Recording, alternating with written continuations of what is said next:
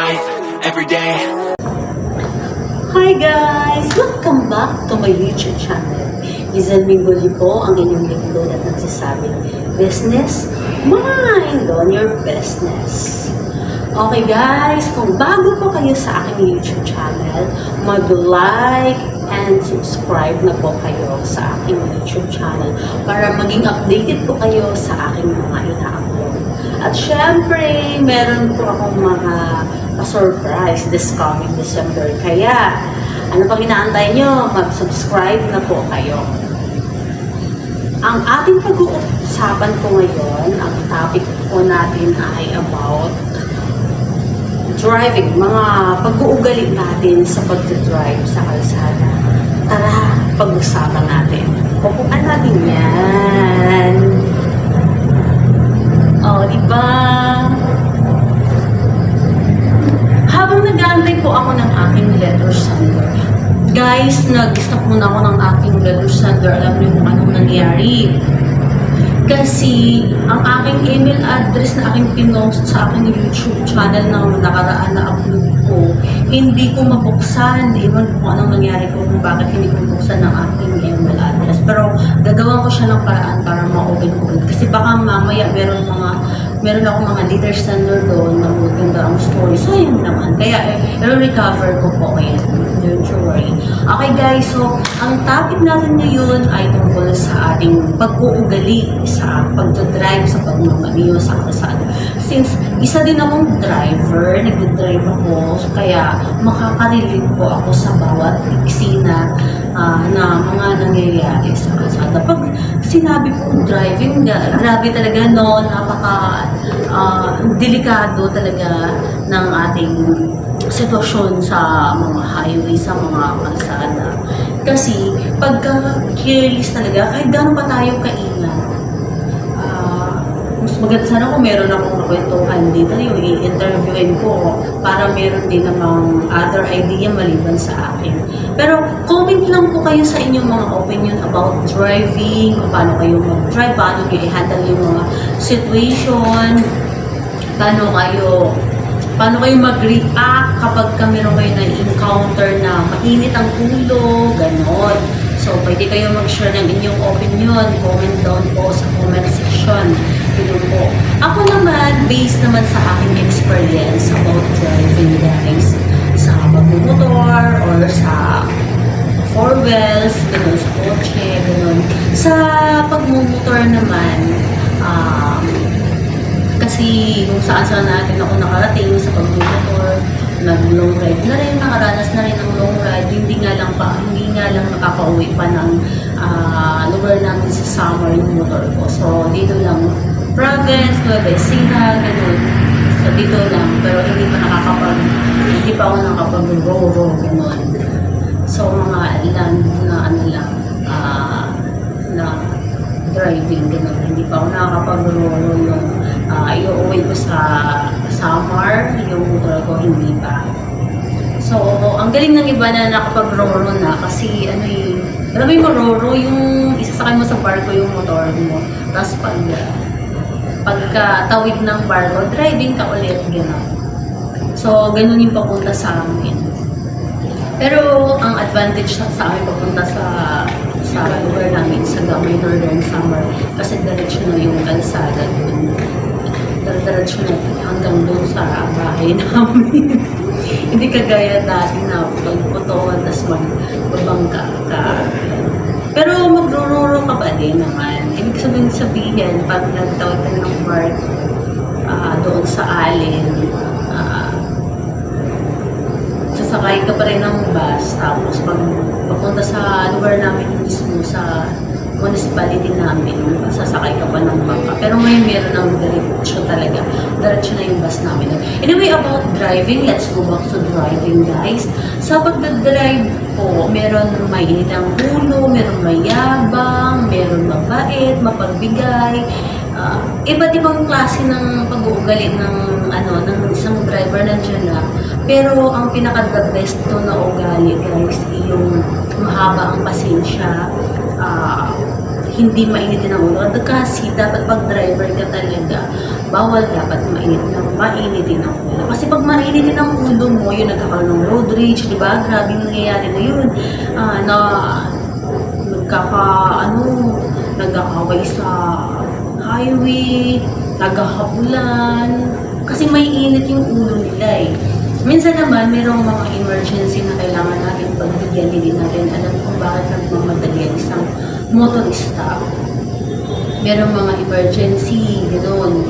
Pero ako yung mga na-encounter ko naman, like nung naflatan ako ng motorcycle ko, yung gulong ko flat sa unahan yata. Meron din yung naputas yung gulong ko, kaya na-flat din siya. So, ang advantage ng gulong ko kasi ano siya eh, wala siyang interior ba? Wala siyang, so, pag nabutas siya, automatic nag-close yun. Kaso yung sa unahan ko na gulong that time, ano siya, na-expired bala yun eh. So, nung magbutas siya, talagang lumambot na flat siya. So, nung nag-drive ako mula saan na ako? Kamuning yata. Kamuning na yata ako. Tapos pauwi na ako. So nagdadahan-dahan lang ako mag-drive kasi na-flat na yung gulong ko. Dinadahan-dahan ko lang yung driving ko. Nasa gilid lang ako hanggang para makarating lang ako ng bahay. Kasi hindi ko naman kaya i-fix yun eh. Yung gulong, hindi ko kaya i-fix yun. Di, habang nagdadrive ako sa gilid, yung kotse, pinipituhan niya ako. Nasa gilid na ako, dahan-dahan lang. Nagdadrive ako, pero nasa gilid na ako. Ang lawak ng space dito, hindi na lang siya dyan, pinipituhan pa rin niya akong pinapituhan. Kasi mabagal lang yung hindi niya alam, kaya mabagal lang yung takbo ko, hindi niya alam na may problema sa motor ko. Kaya guys, yun yung iisipin natin. Hindi natin kasi alam kung gusto lang talaga maka-survive ng isang motorista. Huwag mainit ang ulo natin kasi hindi natin alam yung sitwasyon kung bakit ang bagal niya mag-drive. Kagaya sa nangyari sa akin, parang gusto ko talaga maiyak. Nung pinagkituhan ako, lingon ako, pero focus na ako sa driving, pero dahan-dahan lang ako. Tapos hanggang sa nakaliko na ako pakanan, gano'n. Tapos yung kotse naman pa, diretsyo lang siya. Sabi ko, grabe naman yun, nasa gilid na nga ako. Kaso siguro, nababagalan siya sa akin. Pero may naman kasi dito, may space naman kasi dito eh. Pwede naman siya dumiretso. Kaya lang niya ako na mabagal na mag-drive dito sa gilid. Kasi nasa gilid naman ako eh. Dahan-dahan lang ako. Kasi nga, kaya mabagal yung takbo ko. Kasi nga yun, may problema yung motor ko. Kasi guys, maganda yung takbo ng motor ko. Yung lining, ATC, pag maganda yan, talagang humaharurot ako niyan. Yung driving ko nga, nung papunta ako ng Nueva Ecija, overtake pa ako niyan. Ang grabe yung mga ginawa kong driving nun. Ang bilis. Hindi ko na maalala yung bilis na ginawa ko nun. Mga in-overtake. Doon na ang layo na ng nakamotor. Hinabol ko pa yan. In-overtakean ko pa yan. Marami na akong mga eksena sa motor na driving na. Hindi ko akalain na mayroong humps. Yung dito sa may CP Garcia, guys. Pero na siya, inayos na siya. Dati nang hindi pa siya inaayos. Wala naman siyang, wala siyang nakalagay na. Di ba pag merong humps, nakikita natin merong mga nakapintura na mga line, guhit-guhit, gano'n. Wala siyang gano'n. So, ang nangyari nun, mga yata, gabi. Hindi ko na maalala kung anong oras yan. Nagdadrive ako, so hindi ko siya na-notice na meron palang humps. Nakabuilo ako eh. Nakabuilo yung driving ko. Pagdating dun, lumipat ako. Kung meron lang CCTV, talaga makikita siya kung yung katawan. Yung katawan ko talaga lumipad, pero yung kamay ko nakahawak lang sa managila, diretso lang ako dun. Pero yung katawan ko talagang ganun, lipat talaga siya. So, kinabahan ako dun, natatawa ako, pero kinabahan ako kasi delikado din talaga yun. Kasi yung sa CP Garcia yung banda, maraming nadidistract siya dun. Dahil dun sa, ano nga, sa hams na wala namang pintura. Pero ngayon inayos na, so wala nang ganong nag-disgrasya dun. So pasalamat ako, protected pa rin ako ni Lord. Nangyari sa akin na lumipad talaga ako. Pero yung kamay ko nakahawak sa motor lang nun. Nakahawak lang, pero katawan ko lipad talaga yun. Tapos baba ako, ulit. So, nangyayari din pala yun sa totoong buhay. Akala ko sa movie lang. Kahit na yung mga eksena natin sa buhay-buhay, nangyayari talaga sa totoong buhay. Daw siya, madami akong mga, syempre nakaranas na rin ako, marami na rin akong mga experiences sa pagdadrive ng mga nag-slide, gano'n, merong nagko-construct, road construction. Dito sa sa left side, tapos naman nasa pwede safety ka na dyan dumaan. Kaso kasi yung gulong natin kapag manipis na madulas, so dumaan ako dyan, dito sa kabila inaayos pa. So yung mga buhangin, yun madulas yun eh. Nung pagdaan ko doon, nag-slide ako noon, talagang basag ang side mirror ko, gas ako kahit nakapantalon. Kaya guys, na-advise ko talaga sa mga nagmumotor, kailangan talaga naka-helmet, naka-gear talaga. Yun yung, lalo kung mag-long ride ka, dadaan ka sa highway, dapat naka-gear ka talaga. Naka-pants, naka-jacket, naka-gloves, naka-helmet, ayun, naka-shoes. Kasi pag naka-chinilas ka lang, naku, talaga puto lang daliri mo niyan. Kasi yung iba, ang titigis ng ulo, hindi nagsasapatos. Safety talaga, mag-drive ng motorcycle ka ba, naka-shoes. Ayun. And then, meron din ako experience din sa pag-drive na yung, meron din construction din. Kasi, yung contractor, speaking of contractor, may yaman na yung mga contractor ngayon na hindi naman lahat. Joke lang. Hanap niyo ako ng contractor, guys. Joke, charot. Kasi, yung merong construction doon sa dinaanan ko, madulas, and then, umulan, medyo madilim yung, doon. Yung sa Flores Street, guys, dito sa KNL dati, merong construction na ginagawa doon. Inaayos yung kalsada, and then meron dun hukay, malalim. Tapos, ang mali doon ng contractor ba tawag doon sa kanila? Wala man lang yellow, yung yellow ribbon na caution tape. Ayun, caution tape na nakalagay. Or, yung hukay na yun, nakangangalang talaga, walang takip. Grabe. So, ang nangyari noon, drive ako punta doon, hindi ko na-notice talaga na, yung hukay na yun eh. Nung malapit na ako, nakita ko na siya na meron talaga hukay, medyo malalim. So, dumiretso ako, kailangan ko lumiko eh. Pagliko ko, guys, yun, na-shoot ako dun sa hukay. And then, ang nangyari sa akin, buti na lang, naka-jacket ako, naka-gloves, naka-shoes, naka-pants, naka-helmet.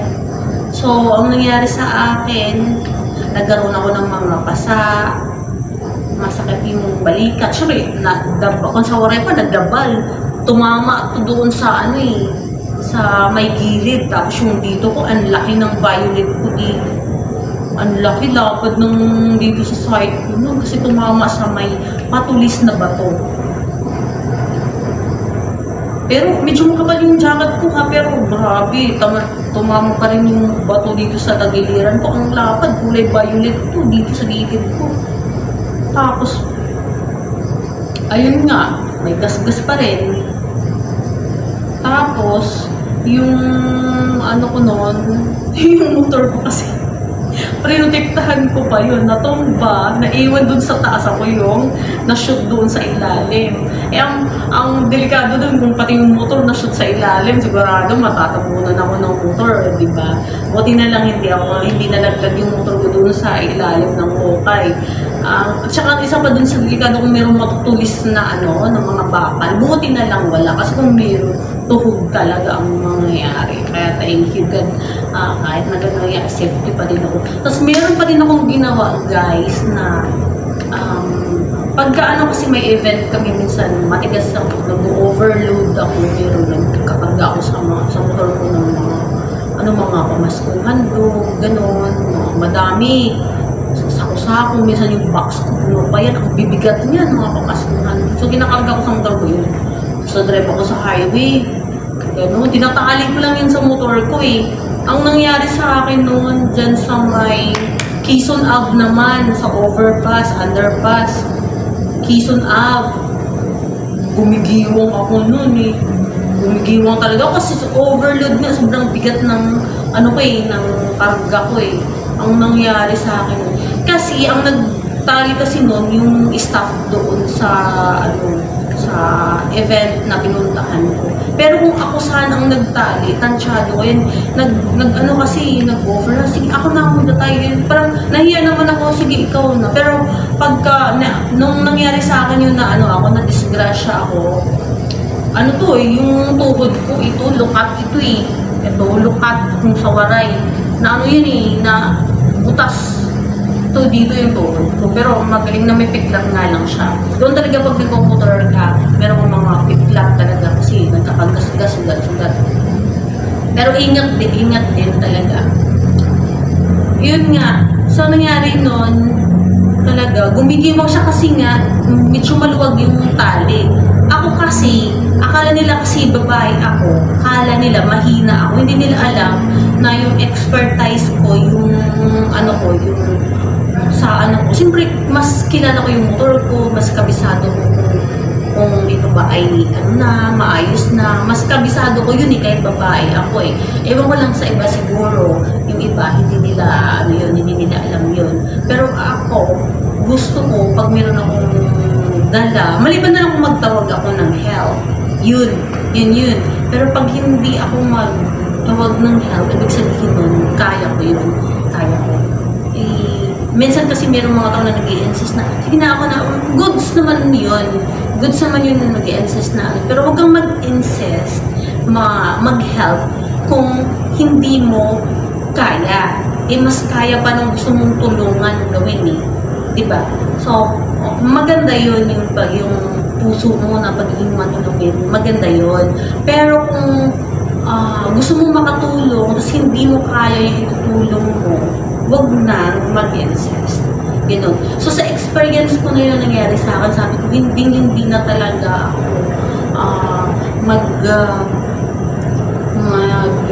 ako ng ibang tao para magtali sa motor ko. So, every time guys na meron akong dala na kailangan ko itali sa motor ko, ako talaga ang nagtatali. Kapag merong mamimili, kasi ako na hindi talaga, no, ako talaga niyan. Ako yan ang magtatali din. Kasi tansyado ko eh. Tansyado ko eh. Kung paano siya itali, yung higpit, yung saan siya itatali, kung paano daw pa hindi malaglag, ganon. Alam ko na yun eh.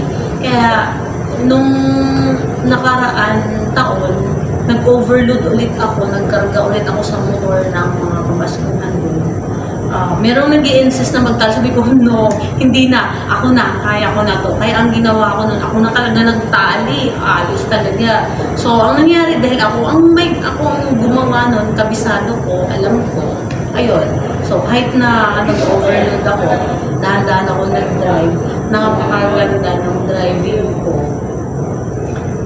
Nakauwi ako ng safety. Ayun. So, wag meron tayong mga kailangan gawin na kabisado naman natin gawin, huwag na natin kung kaya naman natin, huwag na natin ipalabas sa iba, diba? Kagaya ng nangyari sa akin, dahil nahiya ako noon kasi nag-insist yung lalaki na siya nagkagawa. Kaya naman niya magtali, pero yung alam mo ba yung parang pagtimpla ng kape, alam mo yung timpla dapat. Kasi tinali nga niya, pero akala niya, okay na yun, pero hindi. Maluwag. Merong dito. So ako tansyado ko yun eh, alam ko yun eh. Kapag meron akong mga itatali sa motor, ayun, alam ko yun. Hindi ko lang yun tinatali masyado kapag malapit lang, ganyan. Kahit na kung malapit lang, tinatali ko pa yan minsan eh. Ganun. So, mabigat man o magaan, tinatali ko sa ang aking dala sa aking motorcycle. Naayos ko pa rin ang pagtatali niyan for safety. Ganun. So, yun, alam ko talaga yun. Tansyado ko talaga yun. Kaya hindi na ako so madaming pag-uusapan, madaming topic about sa pagdadrive, maraming na-encounter sa kalsada. Grabe yung mga nakaraan na road rage dyan sa sa Commonwealth. Meron akong napanood na nag-video pero hindi ko naman alam kung ano yung pinagdulo, kaya hindi na lang ako komento, parang pinano ko na lang siya, in-ignore ko na lang siya. Ayun. Di ba yung mga nag-viral dati din na road rage, yung binaril, yung isang negosyante na binugbog. Ang ginawa niya kinuha niya yung baril, pinagbabaril niya dinamatay talaga. Ganun talaga pag mainitin ng ulo sa kalsada. Kaya dapat guys, advice ko sa inyo sa mga kapwa ko driver na huwag mainitin ng ulo, maging mahabang pasensya. Kung meron nagmamadali, sige, give way po pa.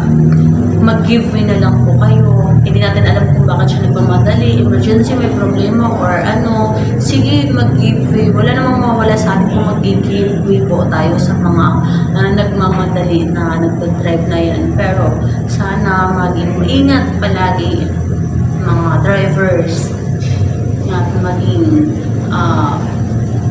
malawak ang pangunawa, hindi mainitin. Number one, wag maging mainitin ng ulo. Hindi maiwasan minsan talagang naiinis tayo sa mga mayayabang driver, di ba? Kahit ako, talagang iinis ako sabi ko, pasalamat ko lang, luma yung motor ko, kakarotan din kaya, pero hindi din. Kasi, dyan nagkakaroon ng disgrasya, kapag may bangan, disgrasya. So, isipin natin, safety first. Safety first. Naku, dami-dami natin pag-uusapan about driving, guys. Sobrang madami yan. Kaso, haba yung video ko kapag napag-usapan pa namin. Madami na yung mga nai-encounter dyan sa kalsada. Di ba yung mga napapanood natin sa social media, sa Facebook, yan siya, the live, at daming mga disgrasya, iba't ibang eksena ng disgrasya, di ba? Kahit ang iba dun may ingat, meron mo rin mga pasaway ng mga driver, di ba? So, safety first na lang, guys. Madami pa sana ako sasabihin, pero pwede naman natin pag-usapan sa susunod na video. Di ba? So, advice ko na lang sa mga kapwa ko drivers, huwag maging mainitin ang ulo. Wag na wag. Safety first. Safety first. Lagi natin iisipin. Meron tayong pamilya na nag-aantay sa atin. Kaya maging maingat tayo sa ating pagmamaniho. Mahal natin ang ating buhay at meron tayong minamahal na ating inuuwian araw-araw. Kaya mag-iingat palagi at syempre huwag makalimutan ang nasa taas na siyang may hawak ng buhay natin. Lagi tayo magpapasalamat kay Lord sa araw-araw, pagising sa umaga. Thank you, Lord. Thank you for everything. Thank you so much. Kaya naman, guys, kung bago ka sa aking YouTube channel, mag-like and subscribe po kayo para maging updated ka sa aking mga ina-upload. Kaya naman, Lizel Mingolio po ang inyong lingkod at nagsasabi, business, mind on your business. Abangan!